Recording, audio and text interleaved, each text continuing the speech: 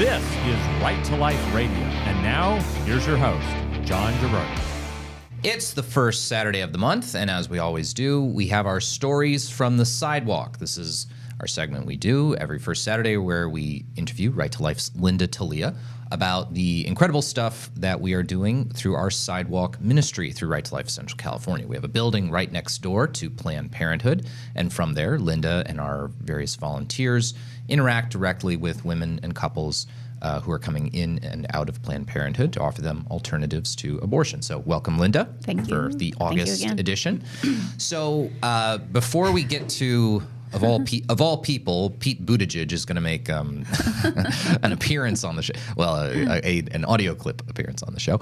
Why don't you start out with, I think very often the discussions that you have with women or with couples who are considering abortion, it's not just abortion, that's the thing.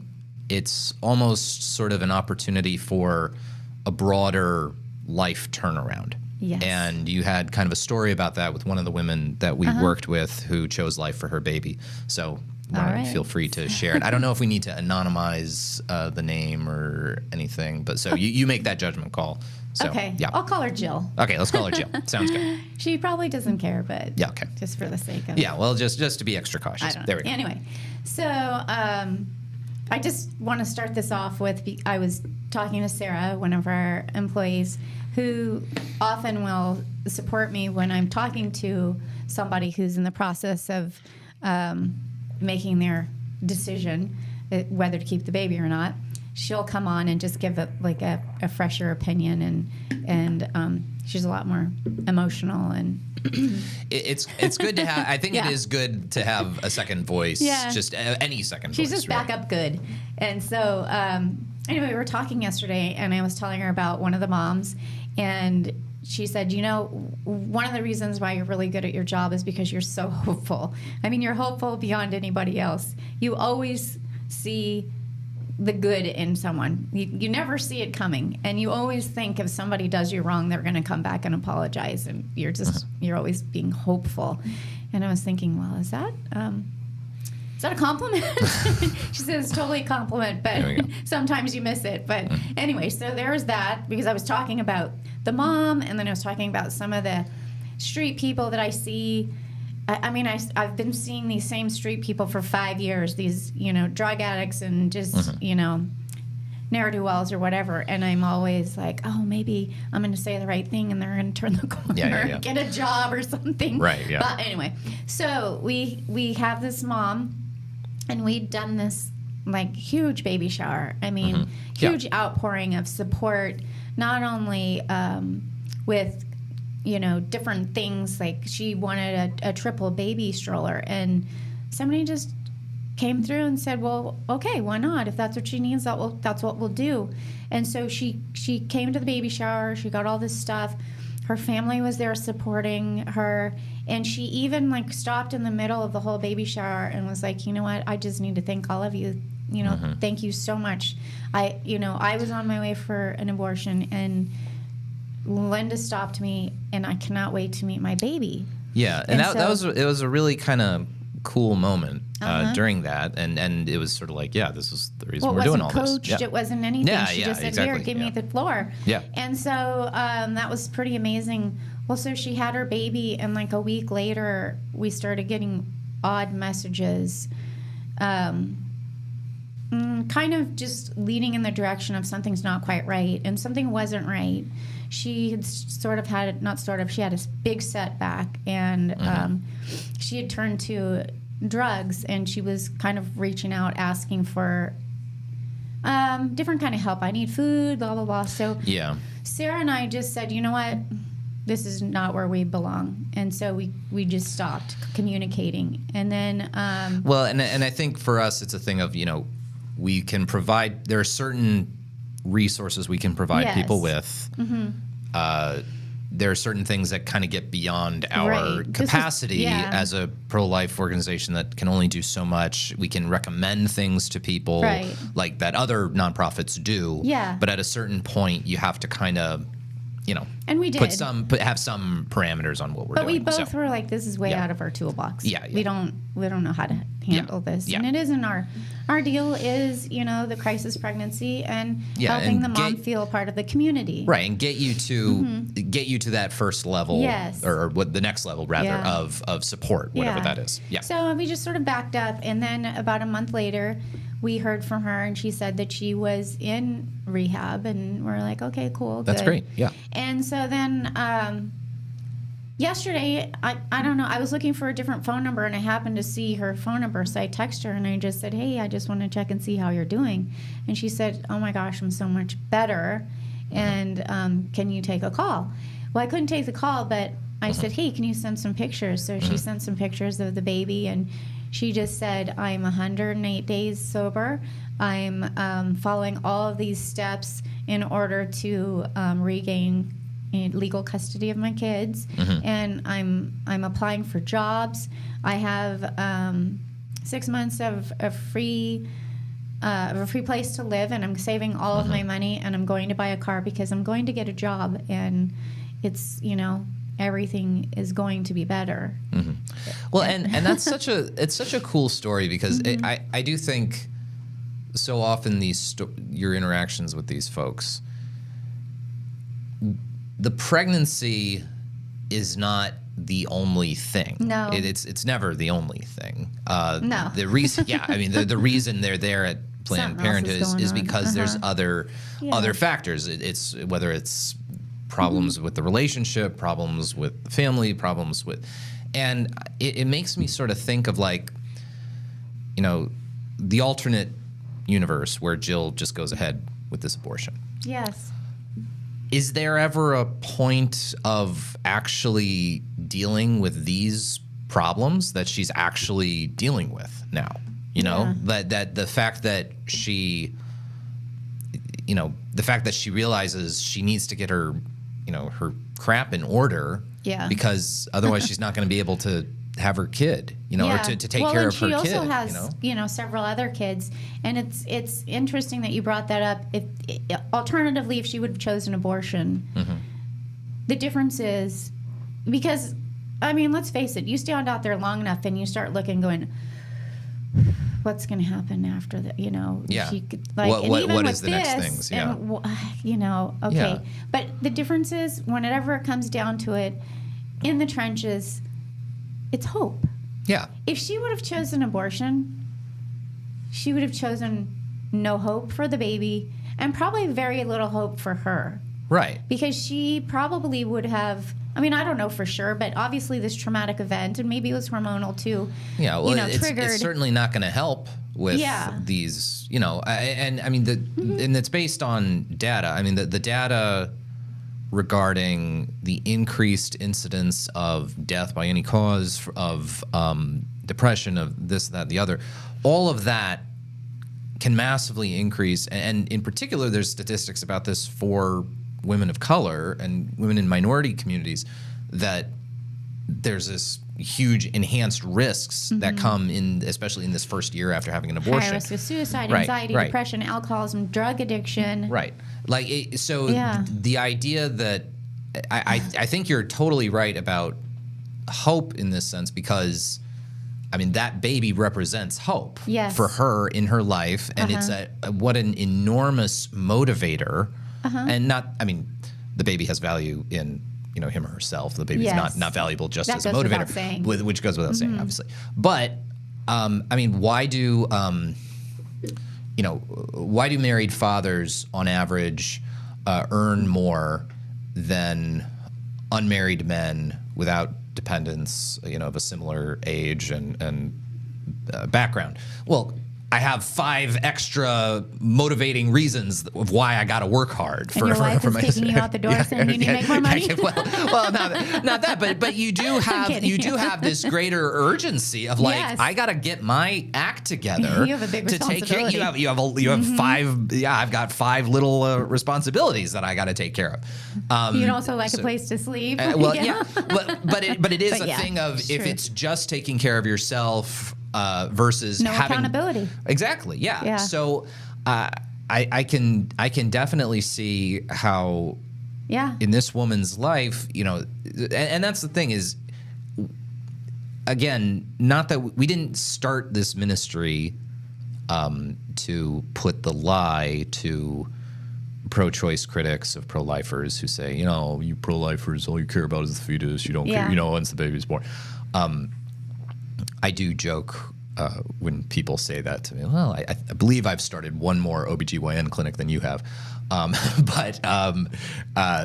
with the Outreach Center ministry, though, that is also true that that's so many of these conversations, so many of these conversations, it's not just about the immediate abortion decision. It's fixing the underlying crap that, or helping this person to identify and empowering them to deal with on their own this underlying crap, and that's precisely what we've done. And every time someone says, "Well, you don't do this," I'll think about it and I'll say, "Well, if we don't, soon we will," because that's my challenge. I want to be able to say to any, "You don't." Well, if we don't, I have resources for someone who does, because I totally agree with that you can't just say, "Hey, keep your baby. Adios." Yeah. It just doesn't really work that way. No. I mean, it is a start, but I want to be able to say, just for the sake of winning the argument sometimes, that it is fun to win those arguments. But it's also, I think, it gives a greater integrity to what we're doing. It does. And I think it makes it far more likely to be successful. Right. If you're actually like helping someone beyond just see ya. Yeah. I mean, what are the next decisions that person's going to make for the next difficult pregnancy? Right. So. All right. Now, when we return, we're going to talk a little bit more about the concept of freedom in all of this, and we'll hear from Pete Buttigieg about how he thinks abortion is so important for men to be free. We'll have Linda's thoughts on that from her experiences. That is next on Right to Life Radio. We're back with Stories from the Sidewalk. We're here with Right to Life of Central California's Linda Talia. We're talking about her experiences from our Right to Life ministry outside of Planned Parenthood, where we interact with women and couples going into and out of Planned Parenthood. Now, one of the things that I think is always interesting, and I think one of the most common questions I get about abortion is Mr. Right to Life, whatever, is people ask, well, what about the rights of men in the context of abortion? Do fathers have any say? And the answer is always, in California, no. Men have no say whatsoever. They have no legal say whatsoever in the abortion decision at all. They have absolutely no legal right to anything. They have no legal recourse, absolutely nothing. And I want to play... Now, that is also, though, in conjunction with a number of studies we've seen, including recent studies showing that about 70% of all abortions are against the preference of the woman having it. So either I would rather have this baby, but financial constraints, this, that. But one of the things that was often cited was my partner is pressuring me to have an abortion. So I want to play, Linda, for you, this clip and get your reaction to it. Okay. This is a recent clip by the Secretary of Transportation, Pete Buttigieg. That's if that has any validity. Transportation, abortion. Well, so Pete was also the mayor of South Bend, Indiana. I think he was briefly my mayor for like I think he was mayor for like 1 year. Well, because I lived in South Bend in law school. So I think for like a year he was my mayor. And he's a former Democrat presidential candidate. So he was on this video call to raise money for Kamala Harris for her new campaign. And this is what Pete Buttigieg had to say about Kamala Harris's support for legal abortion. I'm so glad she has made freedom the theme of her campaign, because I think in so many ways that's what's at stake. And yes, women's freedom is Exhibit A after Donald Trump demolished the right to choose. But of course, men are also more free in a country where we have a president who stands up for things like access to abortion care. Men are more free. So men are more free when you support access to, quote, abortion care, as he euphemistically calls it. So, Linda, what are I think you had a reaction from the opposite end of this than what I had. Yeah. So why don't you let's start with you. So what was the thing that you immediately started thinking of when you hear this? So my first thought was how frequently I'll have somebody who is pro-choice who will say, well, woman's right to choose or whatever. And I'll say, well, I mean, if you believe that, okay, whatever. But let's go down your road now. So if you are with someone and they get pregnant and you want to keep the baby, what choice do you have? For the father here. Yeah. Yes. Yeah. As the father of the baby that has now been conceived. And all of a sudden, maybe it was before you were fine. Yeah, no matter what, it would be my baby, so I would want to keep it. Or you were on the fence, and now all of a sudden it was a reality, and you're like, no, that's my baby. Right. Your instinctual thoughts start coming in, right. And so now, what choice do you have? Right, and you sort of stutter. Right, but regardless of your view of it, legally speaking, you're out. You're shut out totally. I'll say, what would you plan to do? Would you just put her in the closet for 9 months? Because you have no choice. You literally have no choice. Yeah. You can't go in and stand in front of her. You can tell her no, but she can tell you, buzz off. Who cares? Yeah. Well, and you bring this up, I think, because you've seen it. I think sometimes there's this reaction of like, well, what does the man have anything to do with this? This is a woman's body. This is a woman's body. The woman's decision. Woman's body. But you've actually seen and interacted with men in this situation of they want to keep the baby and the mom does not. Yeah. So we actually have a situation right now where we have a man who was, practically distraught. I don't know what to do. That's my baby. What do I say? And so our security guard, of all people, and I sort of coached him on what to say. And the security guard, he came from the man's point of view and was just like, you tell her, hey, I'm the man of this family. I'll do whatever it takes. I love you. Get out. We'll make this work. And so after a long time, she did actually come out. And he is actually coming through, and he said, I'll get 5 jobs. Well, he's got 3. So he's just plugging along, and now she's due in October. So that's an example of a man who's like, I want this baby. I don't know what to do. But if she had chosen otherwise, this poor guy would be heartbroken, devastated. And legally speaking, there's not a dang thing he could have done. Yeah. And I have also seen that. I've seen that more often than anyone would ever think, where it's usually a young guy who has his whole life ahead of him. I mean, everyone has their whole life. But, I mean, they have things planned out. I saw one time there was a guy who was a professional athlete. And he was like literally throwing up. Yeah. Because he was so distraught about what was going on. Yeah. And he would have said, I'll make it work. And she just didn't listen. Yeah. I've seen probably 3 or 4, and to me, I don't know why those are the ones that are hardest, because I see this person who's just dying on the inside. You see that there was a chance. You see that there was a chance for this family to have sustained. If you've got a father who's willing to really make it work, there's a chance. Yeah. The thing so Pete, come stand on the sidewalk. Yeah. And then you talk about freedom, because I can give you story after story. Literally, I'm thinking of him as we're sitting here. Right. Of the one young guy who was begging on the phone for her to come out. And I think I had even talked to you because she had started the abortion. She said this, I can't come out because they said no. And I said, wait a minute. Well, they're not the police. Your body, your choice. Get out. Get out. Yeah. They're not the police. Yeah, just walk out. Then the next sentence was, my water just broke. Yeah. And we just watched this young guy holding their baby on his lap collapse. Yeah. Just well, and that's a horrible thing. So there's that end of it. And I guess my reaction hearing it, I was hearing it sort of the opposite end of it.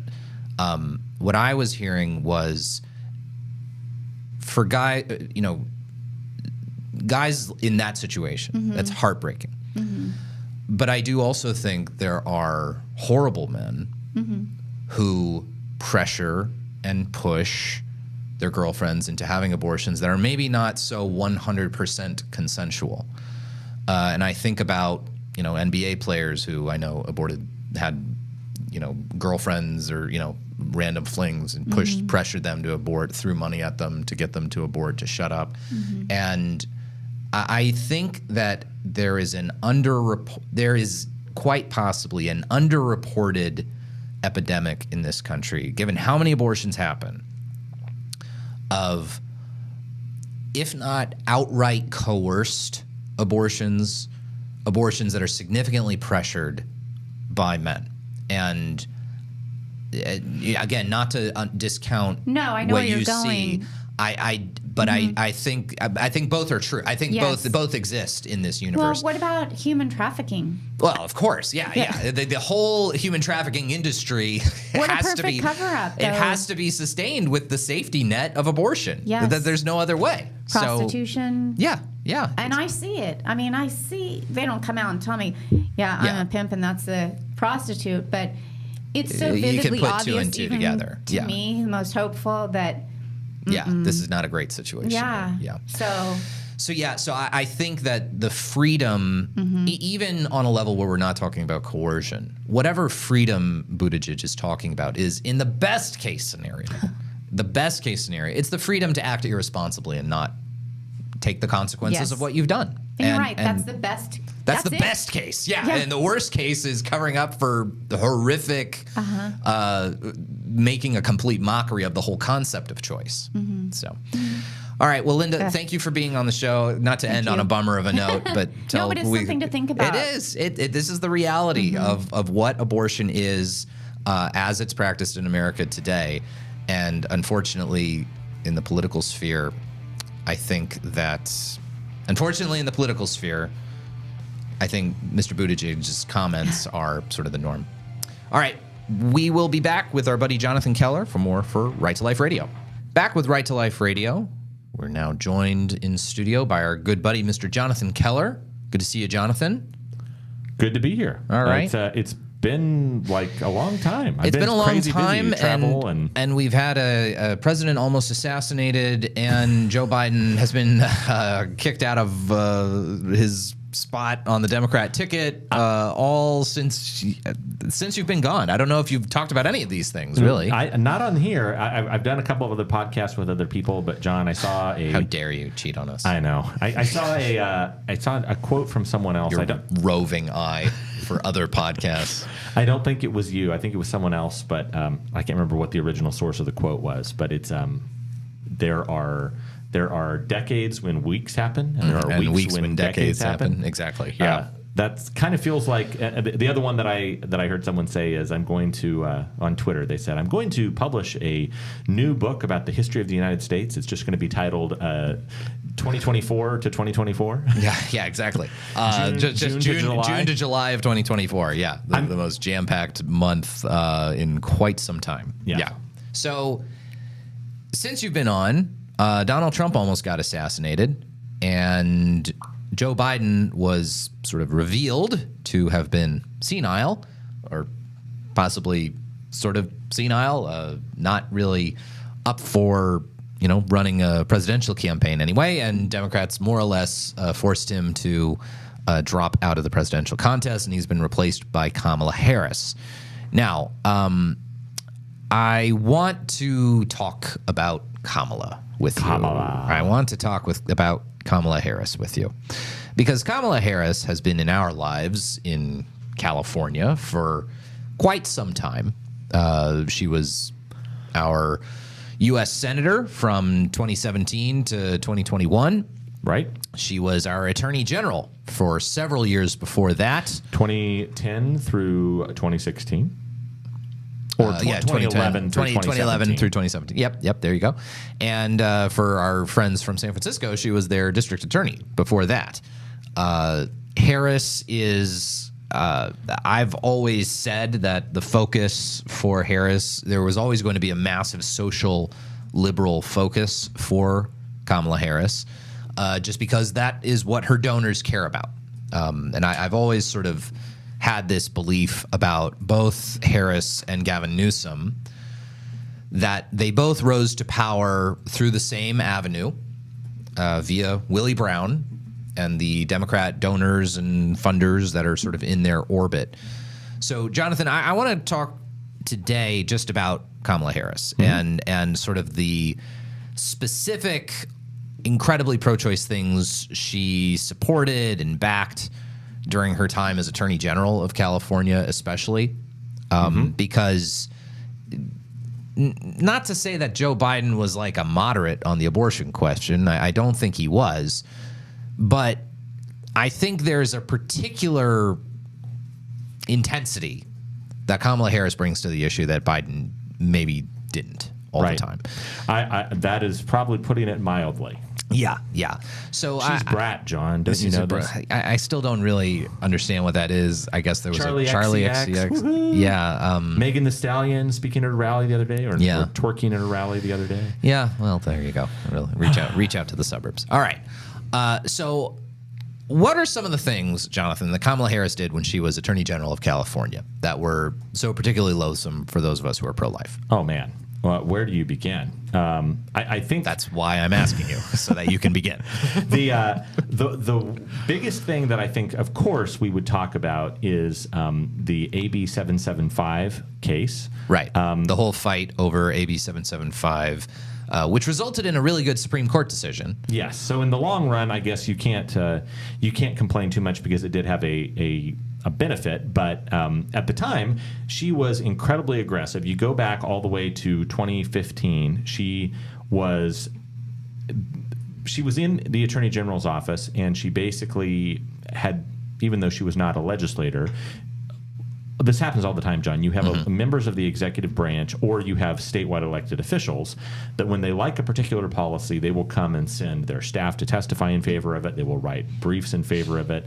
And she very clearly said after the bill was passed by Gavin Newsom, I found this the other day, she essentially issued a press release saying, let me see if I can find the exact thing. For those of you who don't know, then let's describe AB 775. So AB 775 was a bill that the Supreme Court would go on to hold was a massive violation of the First Amendment. Basically, it was intended to force pro-life pregnancy centers throughout the state to literally advertise on the wall of their waiting rooms where women could go to get abortion. It would require pro-life pregnancy centers to give their patients information about options for where women could go to get abortions, whether that was actually posted on the wall of the waiting room or in the new patient packet that was given to every patient as they came in the door. And Kamala Harris was massively in favor of this, as Jonathan said, from the outset. She enthusiastically defended this law when it was immediately challenged on First Amendment grounds. She got elected to the Senate before it could get to the Supreme Court. So that Supreme Court decision deciding it is called NIFLA v. Becerra. So Javier Becerra, who became the next Attorney General after Kamala Harris became the named party in the case. And in NIFLA v. Becerra, the Supreme Court pretty strongly slapped down AB 775 and said, no, this is you are coercing these pro-life clinics to engage in speech they don't want to say. This is state coerced speech. This is state mandated speech. So that is a violation of the First Amendment. And you could have seen it coming from a mile away that this is a violation of the First Amendment. But Harris and pro-choicers like her hated pro-life pregnancy centers so much, and I apparently think they are so successful that they basically were willing to, forget the whole First Amendment. We're going after these people. Right. Let me read you what her statement was. Friday, October 9th, 2015. So at this point, just to put it in the timeline, she has been the San Francisco District Attorney. She's run and won her first race for Attorney General, a very close race, by the way, John. Yeah, by the way, for those of you crowing about what an amazing politician Kamala Harris is, I'll just note that she only got elected Attorney General of California by a vote of 46 to 45%. Like that, she barely won by won. 70,000 votes. Yeah, in 70,000 California, votes in the state of California. In California, as a statewide elected official, the first time she ran back in 2010, she barely eked out a victory over Republican. Actually, Johnny, it was funny because I had not realized this, put this together till I did this other. The same election when Jerry Brown, by the way, won easily. He completely crushed Meg Whitman. But in that case, Steve Cooley was the Republican Attorney General of Los Angeles. Oh, I'm sorry, the Republican District Attorney of Los Angeles. Right. And she was the Democratic Attorney General of San Francisco. Yeah. So you had this literally like LA versus San Francisco thing. Yeah. And she barely eked out the win by 70,000 votes. It was like 0.7 or 0.8% or something, roughly, for the whole state. Which that's got to be the closest a Democrat has come to losing a statewide race in California in the last 30 years. Yeah. Well, except you did have an independent. And you did have an independent. Steve Poizner, who was an independent, he won a race for insurance commissioner, but nobody knows what the heck that is. So exactly. When Kamala Harris is in her second term as Attorney General, she's, I think, really feeling, like she can. She's on her way to great things. Yes, and she's looking ahead. This is October of 2015, so if she had not already announced her campaign for U.S. Senate, I think it was coming. Yeah. So this is what she said. October 9th, 2015, Attorney General Kamala D. Harris released the following statement today following Governor Jerry Brown's signing of AB 775, the Reproductive Fact Act. I'm making scare quotes. Quote, I am proud to have co-sponsored the Reproductive Fact Act, which ensures that all women have equal access to comprehensive reproductive health care services and that they have the facts they need to make informed decisions about their health and their lives. I commend Governor Brown for signing AB 775 and thank Assembly members David Chu and Autumn Burke for championing this important law. Man, Autumn Burke, that's a name. That's a blast from the past. I remember her. Yeah. Term limits in California make these characters fade away, but anyway. Thank goodness but in her case. In this case, John, just the disingenuousness here. Remember, she is at this point, she is the highest elected law enforcement officer in the state of California.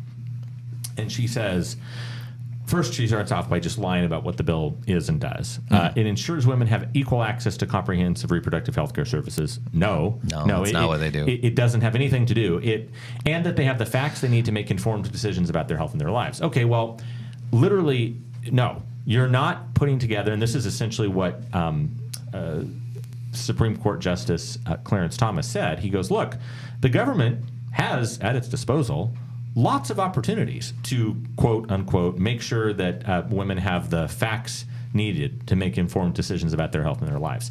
The California Department of Health and Human Services could literally decide we're going to put up a billboard in front of every single pregnancy center in the state that advertises, hey, there's where you can go to get abortions. But instead of doing that, they take the route of forcing pro-lifers to do their advertising for them. Correct. And so her particular zeal, and again, what is this motivated by? I continue to believe this. This stuff is motivated by her donors. And I truly believe this. Kamala Harris, just like Gavin Newsom, is a creature of the California ultra socially liberal donor class that pumps up these incredibly socially liberal candidates to make them feel better about themselves because they think that they're doing some wonderful service for the world. And so these politicians do these elaborate pro-choice things that are only appealing to people who spend all day watching MSNBC to sort of placate this class because they want that class of people to fund them all the way to vice president, almost president of the United States. So now, when we return, I want to spend a little bit of time talking about Kamala Harris's persecution of David Daleiden. You remember him, the guy who, exposed that Planned Parenthood was quite possibly illegally profiting from the sale of the bodies of unborn children? That is next on Right to Life Radio. Right to Life Radio, we're talking Kamala Harris and her particular abortion extremism, a level of abortion extremism, I think, even one click beyond our buddy Joe Biden. I think a lot of people know of the basics of Kamala Harris. She can't think of any abortion restrictions she would actually support. She supported AB 775 to coerce pro-life pregnancy centers to advertise for abortion. But I think one of the things that shows her sort of the way in which she is a servant of the abortion industry because of the donors that support the abortion industry was the way in which she assaulted the First Amendment by cracking down on David Daleiden. Yes. So, Jonathan, you know David better than I do, and you know some of the details of. So, what does David Daleiden do? He meets sort of undercover with all these different Planned Parenthood executives and other abortion industry executives. He's posing as someone who's going to be a middleman to buy aborted fetal tissue from abortion clinics and then sell the tissue elsewhere to researchers. And he's posing it to these clinics as a way for them to make money. The problem being, in California and under federal law, it's illegal to profit from the sale of the body parts of aborted children. That is federal law. That is both federal law and California law. So to profit from it. Now, you can have offsetting costs for procurement and shipment and storage, but that's it. So, Jonathan, talk about David Daleiden exposed all this, and Kamala Harris concluded from all of this that David was the bad guy. Correct. For those of you who were living under a rock in 2015 and 2016, especially early 2015, that summer was just a total bombshell for the pro-life movement because there had been, John, different types of expose videos in the past. We'd heard like phone call exposés where this guy named Mark Crutcher from Ohio. Yeah, well, they had exposed that a bunch of Planned Parenthoods were basically covering up statutory rape. Yeah. That was very commonly happening. There was all sorts of stuff like that. And I think both that Lila Rose had shown with that. live action. Yeah. But this was a totally different angle that David Daleiden, I think, very brilliantly took. I mean, John, he went deep undercover. I remember talking to him after the fact. He basically was not posting on social media. He got a bunch of fake IDs. Yeah. He moved. He created this entire alternate persona and this alternate organization where he was going and saying, we were going to be a medical research company. We want to essentially. We want to go to Planned Parenthood clinics, like you said, and we want to obtain this stuff. And he basically was under the assumption from public records requests that he had done and other whistleblowers that he had heard from that there was essentially this underground trafficking work. And by going undercover, they basically found out that this was potentially millions of dollars all across. There's all across network, the state. Yeah, a network. There were whole companies that were doing this. Now, instead of prosecuting these companies that were selling the body parts of aborted children, looking into the abortion clinics, Kamala Harris went after David, and he was subject to criminal investigations. He had a team of investigators from the Attorney General kick down the door of his apartment and ransack the place. He's been subject to enormous lawsuits that have, humongous payments that he's had to pay. And Kamala Harris spearheaded all of that against him, basically retaliating against him for exposing stuff in ways that other journalists have done in the past, in ways that are massively celebrated. So just understand that when we're talking about Kamala Harris, we're talking about somebody who is particularly vicious against pro-lifers. That'll do it for Right to Life Radio. See you next time on Power Talk.